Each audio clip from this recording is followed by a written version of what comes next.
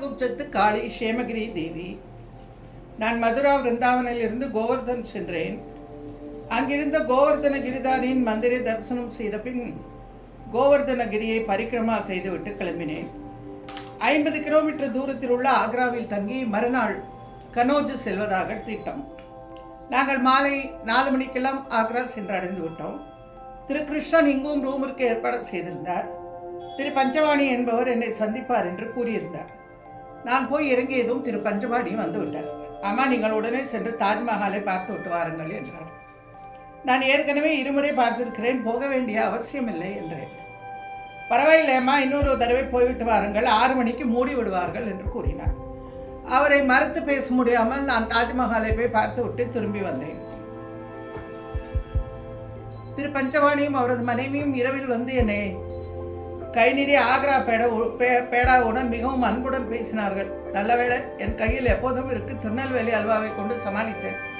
அவர்கள் சிந்திக்காரர்கள். பாகிஸ்தானில் இருந்து வந்து ரொம்ப வருஷமாக இங்கேயே தங்கியவர்கள். எனக்கு கனோஜ் போக ஒரு மேப் தயாரித்து கொடுத்து மறுநாள் இரவில் அவர்கள் வீட்டில் டின்னருக்கு அழைத்து விட்டு போனார்கள். யார் இவர்கள், ஏன் இந்த அன்பும் ஆதரவும்? எல்லாம் அன்னையின் கருணை தான். காலை 7 மணிக்கு நாங்கள் கனோஜ் புறப்பட்டு விட்டோம். ஆக்ராவிலிருந்து தேசிய நெடுஞ்சாலையில் சென்று இடது பக்கம் ஷிகோவாபாத்தில் திரும்பி மணிப்புரி வழியாக கனோஜ் கிட்டத்தட்ட 200 கிலோமீட்டர் தூரம். கன்யா குப்ஜ பீடம், அம்பிகையின் வலது செவி விழுந்த இடம், அம்பிகை சர்வானந்தகரி, பைரவர் வியோமகேஸ்வர், மாத்திருக்கா அக்ஷரங்களில் ஊ விழுந்த இடம், அக்ஷர தேவியின் நாமம் ஊர்ஜுவஸ்வலா தேவி, அங்கதேவி ஷேமகிரி காளி, பைரவர் சுந்தரானந்தர், வைதீக மந்திரங்கள் சித்திக்கும் பீடம். ஊர்ஜஸ்வலா தேவி ஒரு முகமும் 4 கரங்களும் கொண்டவள். அவளது வாகனம் புலி. கன்யாகுப்ஜம் நாம் கேட்ட பெயராக இருக்கிறது அல்லவா? ஆமாம், ஹர்ஷவர்தனின் தலைநகர். இது தவிர சரித்திரத்தில் புகழ்பெற்ற அரசர்கள் இங்கு ஆண்டு வந்தனர். இதில் முக்கியமானவர் ராஜா ஜெயச்சந்திரன். இங்கிருக்கும் ஜெயச்சந்திரன் கோட்டைக்கு அருகில் தான் தேவி ஷேமகிரி காளி குடியிருக்கிறார்.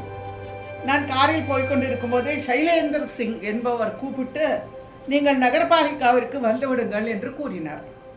நான் அங்கு போய் சேர்ந்ததும் நேராக எங்கள் கார் அருகே வந்து தன்னை அறிமுகப்படுத்திக் கொண்டார். மதுராவின் ஸ்ரீவத்சவா அவர்கள் ஃபோன் செய்ததாகவும் எனக்கு கோவில்களை காட்ட சொன்னதாகவும் கூறினார். நேரே ஜெயச்சந்திரன் கோட்டை அருகே இருந்து ஷேமகாளி தேவி கோவிலுக்கு அழைத்து போனார். ஜெயச்சந்திரன் தான் இருந்தார், கோட்டையை காணோம். கோட்டை இருந்த இடத்தில் மலையை மட்டும் பார்த்தோம். ஷேமகிரி காளி தேவி கோவிலில் ஷேமகாளி மந்திர் என்று போர்டில் எழுதியிருக்கிறது. ஷேமகிரி காளி என்பது பேச்சு வழக்கில் ஷேமகாளியாக மறுவிவிட்டது போலும். இந்த பீடம் மகத பீடம் என்றும் அழைக்கப்படுகிறது. குசனாபா என்கிற மன்னன் மகோதயா என்ற இடத்தில் ஒரு ராஜ்யத்தை ஸ்தாபித்தான். அந்த மகோதயாவே கன்யாகுப்ஜம். குசனாபாவின் பெண்களுக்கு கிடைத்த சாபத்தால் அவர்கள் கூனுடன் விகாரமாக போய் இந்த நகரம் கன்யாகுப்ஜம் என்று அழைக்கப்படுவதாகவும் கூறுகிறார்கள். இங்கு ஆண்டு வந்த ஜெயச்சந்திரனின் மகள் சம்யோஜிதா இந்த அம்பிகையிடம் தீவிர பக்தி உடையவள். கோட்டைக்கு வெளியே கோவில் இருந்திருக்க வேண்டும். அவள் தினமும் இந்த தேவியை வணங்கி வந்ததாக கூறுகிறார்கள். இங்கிருந்துதான் டில்லி அரசன் பிருத்விராஜன் அவளை கொண்டு போய் மணந்தான். பிருத்விக்கும் ஜெயச்சந்திரனுக்கும் நடந்த யுத்தத்தில் முகமது கோரியின் உதவியால் ஜெயச்சந்திரன் வெற்றி பெற பிருத்வி மாண்டதும் சமயோஜிதா தீ குளித்தாள். இந்த விஷயங்கள் எல்லாம் இந்த ஊரின் சரித்திர சம்பந்தமானவை. இங்கு ஹர்ஷ சக்கரவர்த்தி கட்டியுள்ள சிவன் கோவிலில் 1000 மந்தனர்களை நியமித்து அந்த கோவிலை பராமரித்து வந்தார். குவான்சாங் என்கிற சீன யாத்திரிகர் ஹர்ஷரின் சபைக்கு வந்து அந்த ராஜ்யத்தின் மேன்மையை பற்றி எழுதியிருக்கிறார். ஹர்ஷர் 5 வருடங்களுக்கு ஒருமுறை பெரிய மேளா நடத்தி தன்னுடைய பொக்கிஷத்தில் இருக்கும் தனத்தை ஏழை எளியவர்களுக்கு வழங்கி விடுவார் என்றும் அவர் தனக்கென்று எதையுமே வைத்துக் கொள்ளவில்லை என்றும் எழுதியிருக்கிறார். ஹர்ஷருடைய சாம்ராஜ்யம் எவ்வளவு பறந்து விரிந்து இருந்தது என்று ஒரு மேப் வைத்திருக்கிறார்கள். ஹர்ஷவர்தனர் அசோகரை போலவும் சந்திரகுப்தரை போலவும் ஆட்சி நடத்தியதாகவும் எழுதி வைத்திருக்கிறார்கள். ஹர்ஷனில் சபையில் இருந்த பாணர் என்ற கவி ஹர்ஷ சரிதத்தில் இவற்றை எழுதியிருக்கிறார். ஹர்ஷ சக்கரவர்த்திய ரத்னாவளி என்ற நூலை எழுதியிருக்கிறார். ஷேமகிரி காளி, ஷேமகாளி அன்னை தரிசிக்க சில படிகள் ஏறி போக வேண்டும். அம்பிகை அழகான ரூபம், சிந்தூரம் பூசி வைத்திருக்கிறார்கள். அங்கு பூஜை செய்யும் பாபாவிடம் நான் கேட்ட கேள்விகளுக்கு பதில் இல்லை. எனக்கு தோன்றிய இதெல்லாம் சக்தி பீட நாயகிகள் உயரத்தில் வைக்காமல் பாமரரும் தொழும்படியான தெய்வமாக மாற்றி இருக்கிறார்கள். சேமகிரி காளியின் திருவே சேமகாளி ஆகியிருக்கலாம் அல்லவா? ஆக அன்னை மொத்தம் சேமங்கரி, நம்முடைய சேமத்தில் ஆர்வம் கொண்டவள். அவளை வணங்கினால் சகல வளங்களும் நம் வாழ்வில் பெறும்.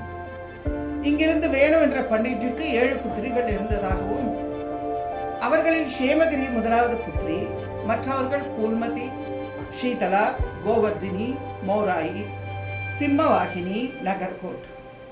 இவர்கள் அனைவருக்குமே இந்த சுற்று வட்டாரத்தில் கோவில்கள் இருக்கின்றன. ஆனால் சேமகாளி எல்லோரும் வணங்கும் தேவியாகிறாள். அவள் சக்தி பீட நாயகி என்று தெரிந்தோ தெரியாமலோ அவள் புகழ் பரவி இருக்கிறது. காளி தேவி எப்போதும் நமக்கு சேமத்திய தருபவள்.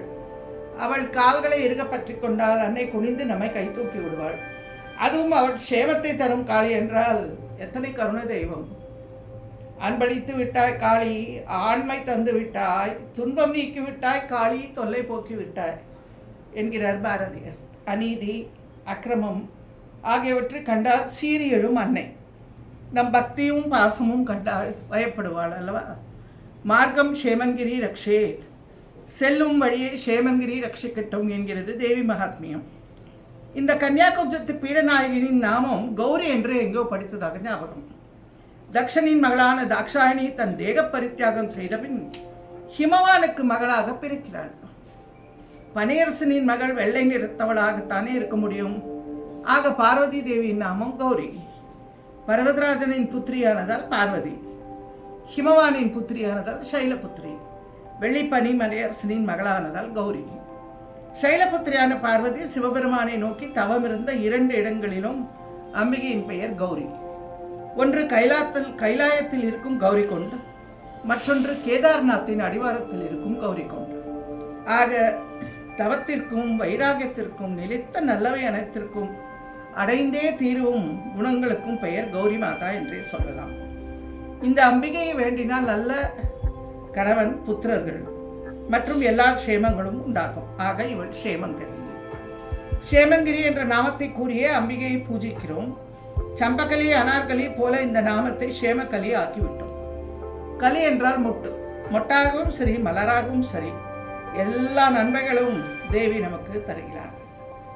இதன் பிறகு நான் கௌரி சங்கர் மந்திருக்கு போனேன். நம் கௌரி அம்பாள் அங்கே இருக்கிறாள். சரிதான், சக்தி பீட நாயகி கௌரியும் ஆகிறாள். ஹர்ஷவர்தனர் ஆட்சி பற்றியும் அவர் சாம்ராஜ்யம் எவ்வளவு பறந்திருந்தது என்பதற்கும் போர்டு வைத்திருக்கிறார்கள். லிங்கம் இங்கு சிறிது வித்தியாசமாக இருக்கிறது. சுவாமியிலேயே கௌரியும் விநாயகரும் இருக்கிறார்கள்.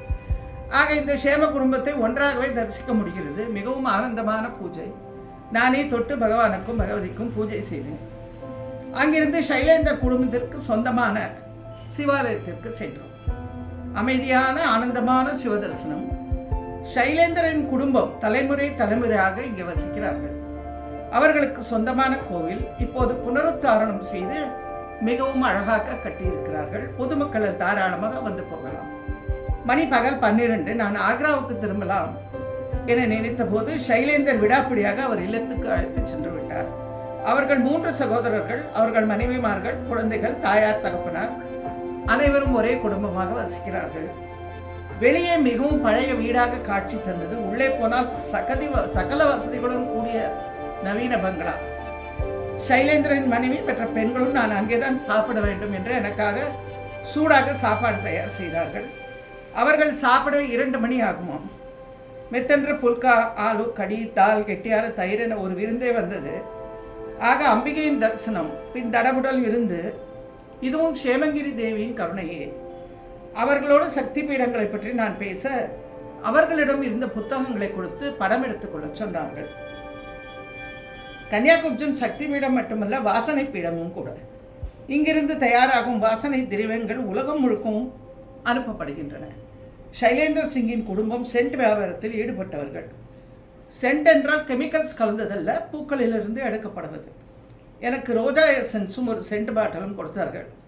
அந்த வாசனை திரவியம் இன்னும் மணத்து கொண்டிருக்கிறது என்றால் பாருங்களேன். சைலேந்தர் சிங் குடும்பத்தினரிடம் பிரியாவிடை பெற்று கிளம்பினேன். சைலேந்தர் சிங் கார் வரையிலும் வந்து விடை கொடுத்து நீங்கள் ஆக்ரா போய் சேர்ந்ததும் ஃபோன் செய்ய வேண்டும் அம்மா என்று கேட்டுக்கொண்டார். இவர்களெல்லாம் யார், எனக்கு எதற்காக உதவி செய்ய வேண்டும் ஒன்றும் புரியவில்லை. அம்பிகை மட்டும் நினைவுக்கு வந்தாள். கன்னியாகுப்ஜ பீடம் என்று ஒன்றை மட்டும் நினைத்து கொண்டு வந்தேன். வேறு ஒன்றும் தெரியாது. எவ்வளோ விஷயங்கள், எவ்வளவு நல்ல மனிதர்கள், இதெல்லாம் அம்பிகையால் மட்டுமே நடத்தி காட்ட முடியும். சாயங்காலம் 6 மணிக்கு ஆக்ரா வந்தடைந்தோம். 7 மணிக்கு திரு பஞ்சவாணி அவர்கள் காரிலேயே என்னை அழைத்து சென்று அருமையான விருந்து அளித்தார். மறுநாள் காலை உணவை பேக் செய்து 7 மணி அளவில் ஹோட்டலில் வந்து கொடுத்தார். நான் தில்லிக்கு கிளம்பினேன். சுத்தமான ஜமுனா சூப்பர் எக்ஸ்பிரஸ்வே. காலை 10 மணிக்கெல்லாம் தில்லி வந்து சேர்ந்து விட்டேன். க்ஷேமமாக கொண்டு வந்து சேர்ந்தாள் அன்னை க்ஷேமங்கிரி தேவி. கிருஷ்ணன் நான் முன்னே எழுதிய ஆத்திய காத்தாயனி தேவி கோயிலுக்கு அழைத்துச் சென்றாள். பிறகு மதியம் கிருஷ்ணன் வீட்டில் சாப்பாடு, பால் பாயசம், அவியலோடு கூடிய அருமையான விருந்து. கிருஷ்ணனுடைய தாயார் பிரம்மகுமாரிகளை சேர்ந்தவர். அது பற்றி நிறைய விஷயங்கள் சொன்னார். கிருஷ்ணனுடைய மகள் அழகான மலையாள பாட்டுகள் பாடி காட்டினாள். மறுநாள் காலை பாகிஸ்தான் ஹிங்குலாஜ் மாதா தரிசனத்திற்கான விசா அப்ளை பண்ண பாகிஸ்தான் தூதரகத்திற்கு சென்றேன். இன்டர்வியூ முடித்துக்கொண்டு மதியம் சென்னைங்கிறது மதுரை. மிகவும் க்ஷேமமாக திரும்பி வந்தேன்.